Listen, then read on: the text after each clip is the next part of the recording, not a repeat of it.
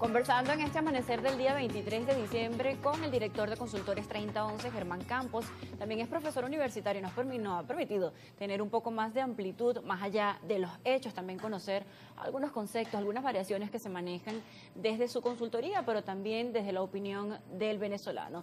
Describía tres grupos de forma cualitativa con respecto a la incertidumbre o la expectativa de lo que se espera para el día 10 de enero, momento en que se juramentará el presidente reelecto de la República, Nicolás Maduro, dado que hay un ala política que no reconoce los resultados de la elección, mientras que el Ejecutivo garantiza una juramentación en paz. Hablaba de este primer grupo, quienes esperan lo que va a suceder, lo que hay que empezar a hacer luego del día 11 de enero de 2025, y quedaban otros dos grupos aún por describir.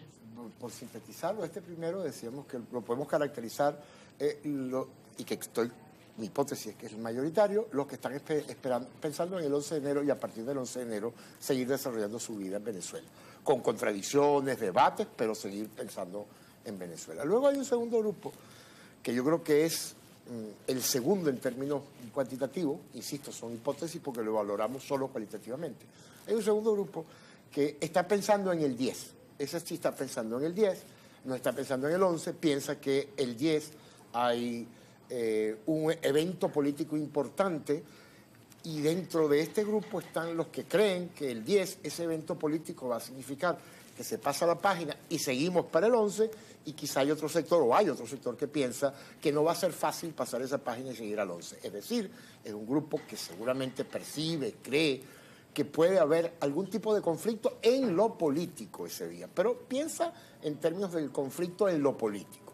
Y luego hay un tercer grupo, que mi hipótesis también es que es el más pequeño, pero probablemente el más activo, que no está pensando ni siquiera en el 10, está pensando como en el 8, en el 8, en el 7, en el 8, en el 9, es decir, va a pasar algo distinto a lo que pasa o lo que debe pasar el 10, que es que seguramente un presidente electo. ¿Estas personas sienten incertidumbre, miedo, curiosidad? ¿Tienen algún anhelo político con alguna tendencia? El anhelo, digamos, la conducta más caracterizable de este grupo es una gran ansiedad y un gran convencimiento con muy pocos elementos racionales que dicen va a pasar algo.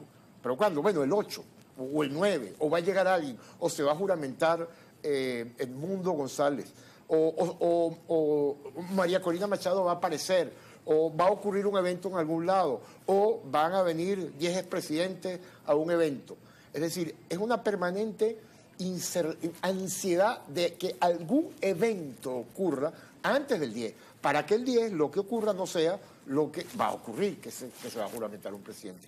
Yo te caracterizaría hoy cualitativamente esos tres sectores, y fíjate que es arriesgado atreverse a decir que se puede caracterizar, pero bueno, para hacer una síntesis, ahí tenemos esos tres grupos, y en términos cuantitativos, mi hipótesis es que el primero es mayoritario, el segundo es pequeño y el último es quizá el más pequeño. Director Germán, no podemos alejarnos del ala cualitativa de esta conversación porque, Donald Trump resultó reelecto en los Estados Unidos, se juramentará el próximo 20 de enero, se ha dado una serie de intercambios a través de microfonía, de medios, amenazas en materia de petróleo, de migración, pero esto no dejan de ser declaraciones, todavía no son hechos, no se ha juramentado, entonces no se aleja de lo que es la especulación, no se aleja de lo que son las suposiciones, de las hipótesis, entonces nos quedamos en el lado cualitativo de esta conversación porque hay cosas que simplemente son anuncios y no son hechos, pero ya para concluir, ¿cómo se ve esa relación entre Estados Unidos y Venezuela?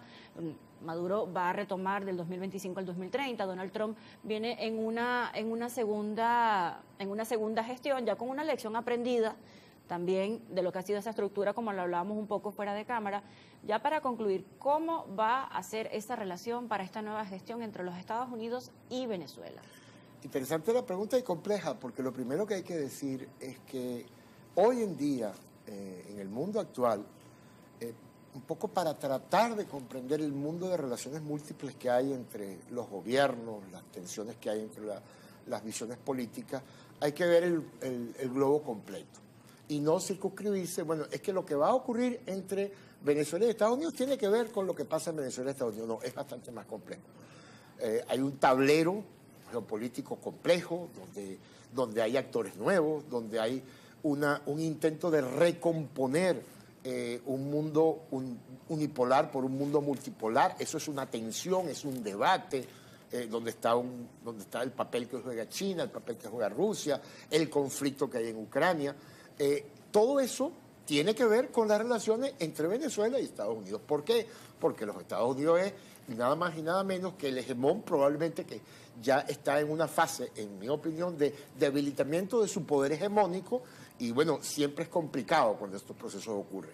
Entonces, para tratar de entender lo que puede pasar entre Donald Trump o entre las relaciones del gobierno que se instala el 20 de enero en Estados Unidos y el que se instala el 10 de enero en Venezuela, hay que colocarlo en ese contexto. Y en ese contexto, yo lo primero que destacaría es que Donald Trump tiene varias características, a veces algunas difíciles de describir, pero hay una que tiene, y es que es profundamente pragmático. Es una de las palabras más utilizadas, pero ese pragmatismo empezó con una serie de amenazas hacia Venezuela. Es que ser pragmático no significa necesariamente que siempre llegas a acuerdo por la vía de la racionalidad. El pragmatismo también supone que a veces llegas a acuerdo por una vía que no es muy racional, pero que tú supones que te genera más ventaja e intentas llegar por ahí. Y yo creo que en eso Trump hasta ahora ha demostrado tener habilidades, incluso en su periodo pasado y en este ahora. El dato que conversábamos tras cámaras, por ejemplo, Trump gobernó la vez pasada con la estructura del Partido Republicano, esta vez no. Esta vez los nombramientos que está haciendo hasta ahora están bastante desvinculados de esa estructura. Para concluir, profesor, ¿qué representa esta actitud que usted describe como pragmática en el presidente reelecto de los Estados Unidos? ¿Más presión económica para Venezuela o aliviamiento para las sanciones? Presión va a haber, y va a haber un juego de presión y va a haber un juego de acuerdo. Como es en un escenario internacional tan complicado, Trump va a terminar, el gobierno de los Estados Unidos va a terminar llegando a acuerdos, pero no solo con Venezuela, es que ya lo está empezando a avanzar con México. Ayer dio esa famosa declaración de Panamá. Yo espero, seguramente mi hipótesis es que dentro de 2 días él va a recoger el cable con relación a ese tema. Y yo creo que al final va a llegar a acuerdos en medio de conflictos. Agradecemos su presencia el día de hoy. Feliz Navidad a todos tus... Muy valiosa, un día 23 de diciembre totalmente en